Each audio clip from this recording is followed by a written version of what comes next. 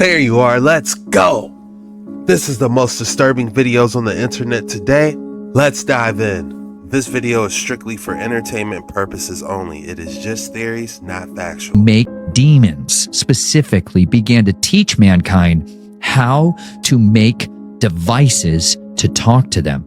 The first images ever used on like a television screen that you and I think of today were the Knights Templar's cross.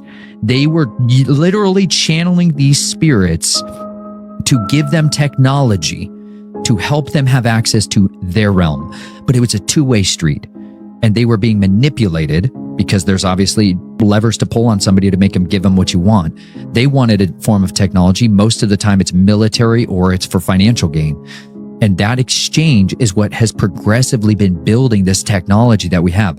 This is the interface communications platform that these entities now use to get their voice in. And it started right away from the beginning. You can backplay music and hear speech. Even when people are normal, singing gospel, Christian songs, you will still hear other speech coming in backwards. And it's not always demonic sounding. It's not always evil. But when you start playing some of this music backwards, you'll find this artifacts of this phenomenon going on all over the place. Like there was a technology company that I was doing security for, and they were getting their data storage devices.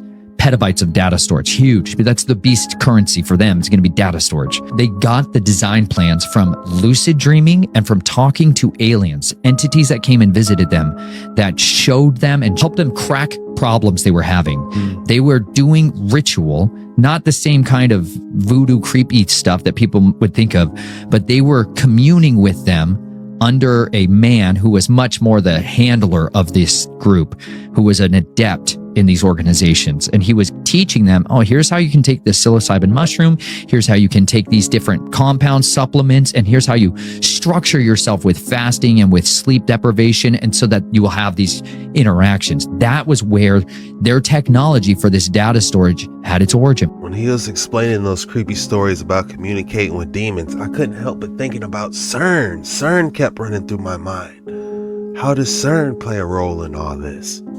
Did you know that Estonia became the 24th CERN member state just last week? And it made me wonder who really owns CERN? Well, celebrating its 70th anniversary this year, CERN's member countries, which include France, Germany, and the UK, pay costs towards CERN's programs and sit on the lab's governing council. Full membership also allows a country's nationals to become CERN staff and for its firms to bid for CERN contracts. The lab also has 10 associate member or 4 countries or organizations with observer status such as the US. So I was like, okay, hypothetically member states kind of own CERN, but then I looked a little bit deeper and I found the CERN Council, right? I don't know if anybody knows about this. The CERN Council is made up of delegates from all of those 23 member states, now 24. And each member state has 2 delegates on the council. The council is the highest authority of CERN and is responsible for all major decisions, including policy, determining an organization's policy on scientific, technical, and administrative matters, strategic programs, annual goals. So then I wondered, well, who are the delegates? Who are the presidents and vice presidents on this council? And lo and behold, I'm not very surprised at what I found. Mr. Rabinovici. Does anybody know who that man is? That right there should tell you enough, but if it doesn't, he was a postdoctoral fellow at Fermilab. And of course, Lawrence Berkeley Lab, but Fermilab is what's important here, right? Fermilab aims to become a world center in neutrino physics. It is the host of the multi-billion-dollar deep underground neutrino experiment now under construction. And ongoing neutrino experiments are Icarus and Nova. The completed neutrino experiments include Minos, Icarus. Now, if we start talking about that experiment here on TikTok, I'd probably have this video taken down. So instead, I'll probably do a video on that on X. But does anybody know what neutrinos are capable of? Does anybody know about the Ice Cube Neutrino Observatory that exists in Antarctica? Because God, I've tried to talk about that on numerous occasions, and every single time I do, my video gets taken down almost instantly. But let's just say that there was a special whistleblower a couple years ago that released a lot of information about the Ice Cube Neutrino Observatory. And when I decided to dig into it and do my own research, I found a lot of stuff. And I'm sure everybody remembers that anomaly that kept appearing above Antarctica, right? I'm not going to say too much, but I'm sure everybody knows about what goes on in Antarctica. And let's just say that on the Ice Cube Neutrino Observatory's website, they just so happen to mention the New Zealand earthquake that happened in 2011, which might be something that whistleblower mentioned as well. You can go watch the interview for yourself and you can form your own opinion. But I'm just saying, I did a deep dive on this. I did a video a couple months ago on this, and I made it very plausible. Plus the fact that CERN literally has a Shiva statue, people. You know Shiva, the god of destruction? I mean, literally, people, come on. And have you seen their opening ceremonies? I mean, I'm just saying, think outside the box here, okay? There's a lot that exists in our reality that we don't believe in because we don't see it as being realistic. So many human minds are not open to that aspect of reality actually existing. So many have remained stuck in their primitive ways. And you see this right here? This doesn't represent what you think it does. Our consciousness was reset. It was deferred away from our primitive ways. And now somehow, we've just allowed ourselves to go backwards. But hey, who am I to tell you how to live your life, right? I'm sure you enjoy working a 9 to 5 until you reach retirement, right? Think outside the box here. But boy, I'm starting to think with all these particle accelerators on Earth, maybe they might be creating neutrinos with the dark matter. Now we gotta look up, what is a neutrino? Icarus sounds kind of familiar, but neutrinos? Imagine particles so elusive they pass through your body by the trillions every second, completely unnoticed. These ghostly entities are neutrinos, and they hold one of the most mind-bending mysteries in the universe, neutrino oscillations. Neutrinos come in 3 types or flavors: electron, muon, and tau. Picture them as cosmic chameleons, constantly changing their identities as they travel through space. This phenomenon is known as neutrino oscillation. It might sound like science fiction, but it's a reality that baffles scientists. When a neutrino is born, say in a nuclear reaction in the sun, it starts as one flavor. But as it zooms through the cosmos, it can morph into another flavor and back again. This transformation occurs because neutrinos have a tiny, almost negligible mass, and quantum mechanics allows them to switch between flavors. The discovery of neutrino oscillations was groundbreaking because it challenged the standard model of particle physics, which previously assumed neutrinos were massless. The implications are profound, suggesting there might be physics beyond what we currently understand. Neutrino oscillations aren't just a quirky trait of ghost particles. They could hold the key to unlocking the secrets of the universe's evolution and the fundamental laws governing it. So next time you look up at the stars, remember, the universe is alive with the dance of these shape-shifting specters, whispering secrets of existence itself. Have you guys heard about neutrinos before? Drop it in the comments below. I feel like we're kinda getting somewhere. For the first time ever, scientists have been able to observe neutrinos at CERN's Large Hadron Collider, and you might say this is weird because neutrinos are something that I learned about ages ago. They're part of the standard model of physics. Well, that may be true, but observing them is extremely difficult to do because of their neutral charge and because a lot of their interesting properties.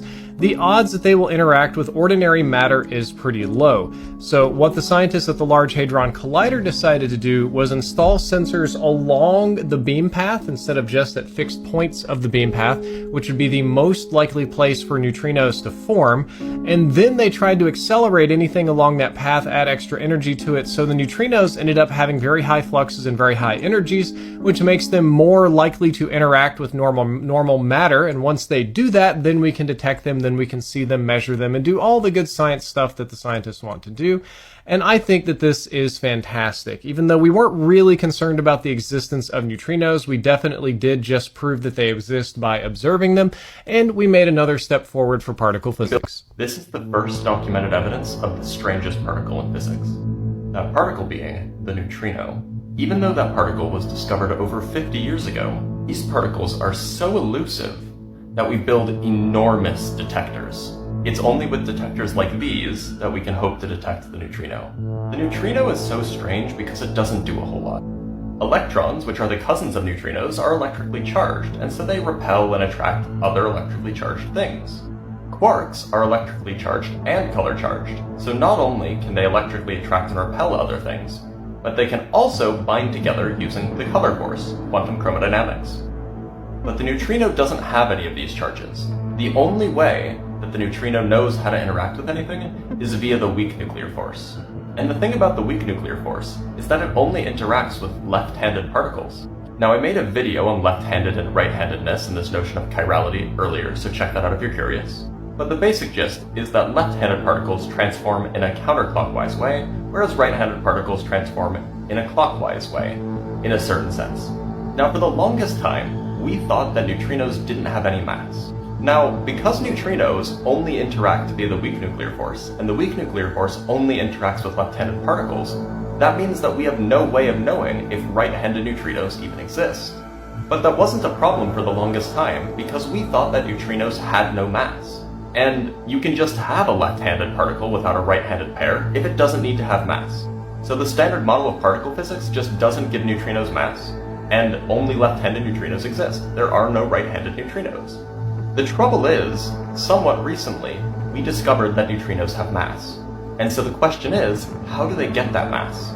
You might say, well, they can just get that mass the same way that all of the other particles get their mass, via the Higgs mechanism. But that doesn't work so well, because the neutrino mass is so much smaller than the mass of any other particle, billions of times smaller, that it wouldn't be sensible to have a number that's so close to zero in there. The other thing that the Higgs mechanism would require is that a right-handed neutrino exists, but we've never detected such a thing. The alternative is that neutrinos are their own antiparticles, which makes them so-called Majorana fermions. If this really is the case, if neutrinos really are their own antiparticles, then you don't need the Higgs mechanism to explain why they have mass.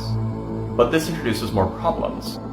In the standard model, lepton number is the number of electrons, muons, tauons, and all of the types of neutrinos, and that number is supposed to be conserved. But if you have a Majorana mass, well now, it's not conserved anymore. And that's a big problem. Let alone the fact that this implies the existence of a grand unified theory scale, which is a whole separate thing. The grand unified theory scale, huh? That's what they're trying to call it?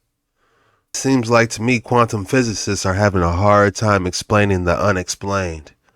What if CERN is letting in these neutrinos and it's really dark matter every time they run an experiment? They're not too sure what they are, but what if it's from another dimension that's not supposed to be here? That could possibly explain the Mandela effect, why time is just zooming by. It's already August and it feels like it just was January yesterday, and maybe a couple other unexplained things. Drop it in the comments below. Okay, so someone asked me in the video where I did a duet with a young woman who was talking about neutrinos and her seeming fixation with neutrinos. I duetted it and I was like, this is another prediction from human design and the significance of neutrinos on the human body. And someone commented and said, can you please explain this more? So that's what this video is going to explain. You have to understand that human design was channeled by an individual in 1987, January of 1987. So it is a system that was a pure transmission. Everything that this individual was given over the course of those 8 days was information that he did not know prior to that moment. And a lot of what he was given is now being proven true by science. There were a number of predictions that he was given. One of them had to do with the magnetic monopole that's located in the G center of the body graph of everybody's design. At that point in time in science, there was no understanding of a magnetic monopole, of a magnet that only attracted and did not repel. Now we know that that is a thing and it is real, but we didn't understand that at the time. So it was one of the predictions that have come true since this transmission of human design. The other one was the impact of neutrinos, because even though neutrinos were discovered in the 30s, it wasn't believed that they had any significant mass at all until 1998. That is a while after 1987. So in 1987, when this transmission was received, what he was told was that the neutrino field, which is all around us and is like bumping into us constantly, this field of micromolecules, it's actually imprinting our design, and it's what gives us the definition in our chart. It's what gives us the base, the tone, the deeper parts of our substructure too. In human design, we have crystals of consciousness, the design crystal and the personality crystal, which get embedded in the head and in the ajna, and they have to do with your form, your body, and your mind, the personality crystal. And then the neutrinos bumping into the crystals of consciousness create this whole other layer of our being and our design. So they have a sufficient mass to impact our design and to impact the way that our crystals function. So neutrinos and the neutrino stream and our exposure to the neutrino stream is actually incredibly important. And that's why transits and understanding what the planets are transiting into, what gates they're inhabiting, and how that field of neutrinos is thereby going to be impacting us is actually really significant. Hopefully. I was with you till you started throwing in planets, but the neutrino stream is definitely interesting. Kind of reminds me like a ley line, but it's like a ley line in the sky. Maybe that makes sense. Icarus. Now, if we start talking about that, Now, Project Icarus, he said. Now we got to look that up. So we got to bring it all together. Project Icarus. Do you know about Project Icarus? In the late 1800s, curious inventors and scientists around the world stumbled upon a remarkable discovery, the remnants of a crashed UFO. The unearthed alien technology sparked a frenzy of the experimentation, leading to numerous breakthroughs. However, fearing the potential repercussions, government swiftly classified the projects under a top secret umbrella called Project Icarus. Oh, this is G13 classified, I see. We got to get to the bottom of this. This got G13 classified all over it. He gave a warning. Flying too near the ocean would dampen the wings and make them too heavy to use. Flying too near the sun, the heat would melt the wax and the wings would disintegrate. In either case, they surely would die. Therefore, the key to their escape would be in keeping to the middle. With the instructions clear, both men leapt from the tower. They were the first mortals ever to fly. While Daedalus stayed carefully to the midway course, Icarus was overwhelmed with the ecstasy of flight and overcome with the feeling of divine power that came with it. Daedalus could only watch in horror as Icarus ascended higher and higher, powerless. Okay, so that's the myth. Interesting. This is an image of the sun, and it was taken at night, and it was taken through Earth. But this isn't the sun's light traveling through Earth. This was taken with something called neutrinos. Hear me out. Neutrinos are a particle with a mass of almost zero and interact with almost nothing, which means they can travel through things pretty much undetected, and that includes Earth and you. This also makes them extremely hard to detect, but every time atomic nuclei come together like fusion in the sun, they produce a neutrino. So basically, this is an image of the nuclear fusion in the sun. There are a few neutrino observatories in the world. This is the one that made that image. It's 1,000 meters underground in an unused mine underneath a mountain in Japan. Look at that. It's huge. Those are people floating on a raft inside of it. Neutrino observatories are incredibly cool structures, and they have to be built underground to shield them from all of the other stuff that hits Earth, like light. The fact that this is possible is just very cool. These neutrinos are pretty creepy. No one really knows what it is, but trillions pass through us? What is going on? How did you come up with the Terminator? Take us there in the Matrix. Terminator is the prequels to the beginning of the Matrix. Sarah Connor is actually Neo's mother. So JC, John Connors, Jesus Christ grows up to be Neo, one and the same in the Matrix. The Matrix is in the future. The Terminator is the past. It's time travel, past, present, and future time travel. It's the second coming of the Christ, the evolutions of consciousness, man versus the machine. So the machines, the Terminator machines, hear that a child is going to be born that's going to terminate them in the future when they oppress man. Because see, it's a man versus the machine. It's God's children versus man's children, which was technology. So the Terminator has to time travel to the past because they know it's Sarah Connor. And they have to kill her, terminate her, so she won't have the baby. And Kyle Reese, he comes from the future to protect her, and he inadvertently gets her pregnant. And he has to go back to the future. And so it's the Immaculate Conception, because now she's pregnant and she fell in love with a man, but did it really happen? Did he exist?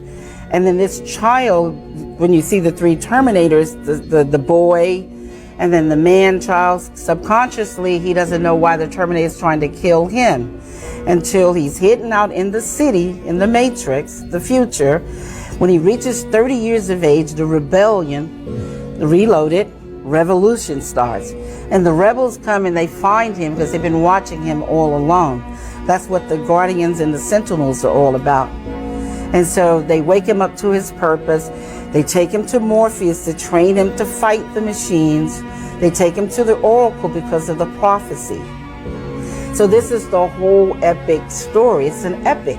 Where is Facebook now a threat where they need to regulate them and shut them down? Facebook is nothing but a database for the CIA. That's all it is. It has all of your family's pictures, all of your friends. It has all the information. How do you advise people to share their image, Well, their data? there's not going to be any more privacy. Everything is camera down. Everything is caught on camera. And this is what it's going to be about in the future. Virtual reality that I'm explaining in The Matrix and Terminator. Everything is going to be, so now it's going to be so easy. You're not going to have any more paper passports. It's just going to be where you come into the airport, they're going to scan you, your body, retinal, fingerprints, the whole 9 yards. This is what Clear is about. That's That right. airport, that's what And Clear, yeah. this way, nobody has to alter paper and put a picture or a name on there because they have your bone structure, they have your eyes, they got your fingerprints. This is the database. All of this technology is going to start ruling. It's artificial intelligence. It's going to start ruling everything. Once the satellites come into play that I'm talking about, there's maybe another 5 to 10 years from now. All I'm worried about is for the people. Because if the government doesn't protect my copyrights, he doesn't protect yours. But the government is afraid of you. I'd be afraid of you. Well, there's no need to be afraid of me because I only stand for principles. But what you know and the knowledge you share and what you have insights to can be very dangerous to some people. Yes, but my job is to come here and waken people. That's what the Matrix is about, to wake you up from the Matrix, to get you out of the illusions and the lies and the ignorance. So it's not dangerous for me because that's my job. That's what I came here to do. That's why I wrote The Matrix and Terminator, to wake people up so they can move on to greater, better things. Yeah, but a lot of these movie houses and these studios and the Facebooks of the world don't want people to know what happens to them every day when they share the information. But that's destroying their free will, and God doesn't want that. But people want to be ignorant. They don't want to know that they're being exploited. It requires too much responsibility when they find out. Well, that's what the blue pill and the red pill is about. The red pill is about the blood of the living beings. The black and the blue ink is the machines. But this is the humans' world. We are the winners. They are the losers. So people need to exert their free will regardless of what anybody wants. So what are the unintended consequences of all this that we're talking about? Their people's consciousness will shift and they will go on to create and do better things. They won't be in bondage. And this is the whole purpose of the Matrix and Terminator. People have to wake up and shift their consciousness so they can create, so they can build. Because you can't stay in the past. Everything must change. We mentioned when you were coming on your lawsuits and the battles you've had to fight, and you've just won in Utah. Yes. But it's always a battle for you. Well, the reason why it's always a battle for me is because the government refuses to protect my copyrights. You know, I own the copyrights to all the derivative movies, both franchises I own. It was adjudicated in Utah September the 25th, 2014. So why am I still with a RICO case here in Nevada, which I just won, but they're still trying to fix it so they can continue to use the stolen money, which is untraceable, and it's all linked to Hillary Clinton's foundation and money laundering. Man, what's going on with your girl Hillary? People say that she might know where Gilgamesh is right now. And she taking all the bread from the Matrix? Oh, no. Let's hit this specimen. If you thought I didn't have an excellent specimen for you today, think again. Alright guys, we got another excellent tourmaline from Brazil. The Jolly Rancher like rainbow colors that just pop from this tourmaline are just simply exquisite. Look at the formation. Reminds me of a Jolly Rancher popsicle. Multiples of them.